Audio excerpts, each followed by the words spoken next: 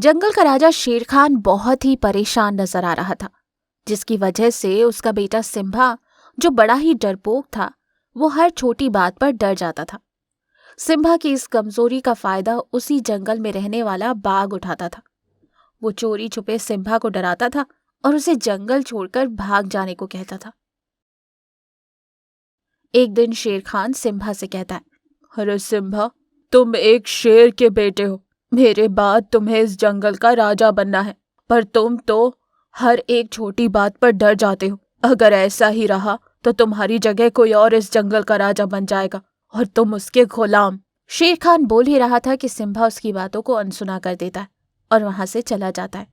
ये देख शेर खान उदास हो जाता है। वहीं दूसरी ओर बाघ दूर खड़ा ये सब देख रहा था। वो सिम्बा के पीछे पीछे जाता है और उसे रोकते हुए कहता है, अरे सिम्बा, कहाँ जा रहे हो?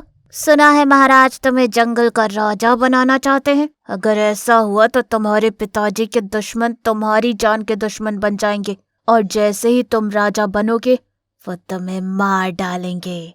नहीं बाघ, मुझे राजा नहीं बनना, मेरी मदद करो। अरे मैं क्या कर सकता हूँ?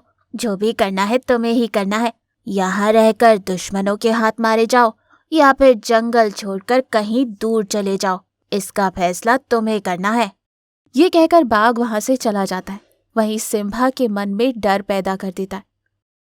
उस रात शेर खान तालाब के किनारे पानी पी रहा था। काफी अंधेरा था। इसी बात का फायदा उठाकर बाघ पीछे से शेर खान पर हमला करता है और शेर खान नीचे गिर जाता है। एक तो शेर खान बूढ़ा हो चुका था, ऊपर से अंधेरा, कि तभी बाघ को हाथी की आवाज सुनाई देती है। तुरंत बाघ वहां से भाग जाता है। हाथी पानी पीने तालाब के पास आता है। वो शेर खान की हालत को देखकर चौंक जाता है और जोर जोर से चिल्लाता है। हाथी की आवाज सुनकर जानवर सब इकट्ठा हो जाते। साथ साथ सिम्बा भी वहां आता है। बाघ भी उसके साथ था। सिम्बा अपने घायल पिता को देखकर डर जाता है। अरे ये किसने किया? महाराज, आप ठीक तो है ना? शेर खान काफी घायल हो चुका था। इससे पहले कि ये सब आसपास के जंगलों में खबर पहुंचे, इससे पहले कि ये बात आसपास के जंगलों तक फैले, हमें सिम्बा को तुरंत जंगल का राजा बनाना होगा। ये सुनकर सिम्बा और भी डर जाता है। उसे बाघ की बातें याद आती हैं और वो तुरंत वहां से भागने लगता है। बाघ भी सिम्बा के पीछे जाता है। वो सिम्बा को रोकते हुए कहता है, तुम्हें देखकर मुझे बहुत अफसोस हो रहा है। तुम्हारे पिताजी बहुत ही ताकतवर राजा है, फिर भी दुश्मनों ने उनकी ये हालत कर दी। सोचो कल अगर तुम राजा बन गए तो तुम्हारा क्या हाल होगा। नहीं, मैं राजा नहीं बनूंगा और मैं तो आज ही ये जंगल छोड़कर कहीं चला जाऊंगा, वापस कभी नहीं लौट कर आऊंगा। ये हुई ना बात। मैं भी तो यही चाहता हूँ कि तुम सुरक्षित रहो। तुम तुरंत यहाँ से भाग जाओ। सिम्बा वहां से भाग जाता है। अगले दिन बाघ खुद को जंगल का राजा घोषित कर देता है। अरे ओ बाघ, महाराज के होते हुए तुम कैसे जंगल के राजा बन सकते हो? वैसे भी महाराज के बाद अगर कोई राजा बनेगा तो वो सिम्बा है, तुम नहीं। और कहता है, अरे वो बूढ़ा जो खुद की रक्षा नहीं कर सकता, वो हम जानवरों की रक्षा क्या करेगा? रही इसके बेटे की बात, तो वो डरपोक तो रातों रात जंगल छोड़कर भाग गया। ये सुनकर सारे जानवर चौंक जाते हैं। आप सब कान खोलकर सुन लो, आज से इस जंगल का राजा मैं हूँ। अगर किसी ने मेरा कहा नहीं माना तो उसका अंजाम बुरा होगा। बाघ, तुम ये सही नहीं कर रहे हो। जैसे ही महाराज के जख्म ठीक हो जाएंगे वो तुम्हें जान से मार डालेंगे। अरे ओ लोमड़ी, मैंने तो ये सोचा ही नहीं था। रुक, अभी मैं इस बूढ़े का भी काम तमाम कर देता हूँ।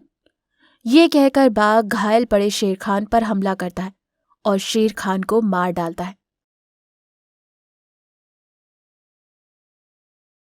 ये देख सारे जानवर डर जाते हैं। वहीं दूसरी ओर सिम्बा भागते भागते जंगल से काफी दूर चला जाता है। वहीं उसे एक गुफा नजर आती है।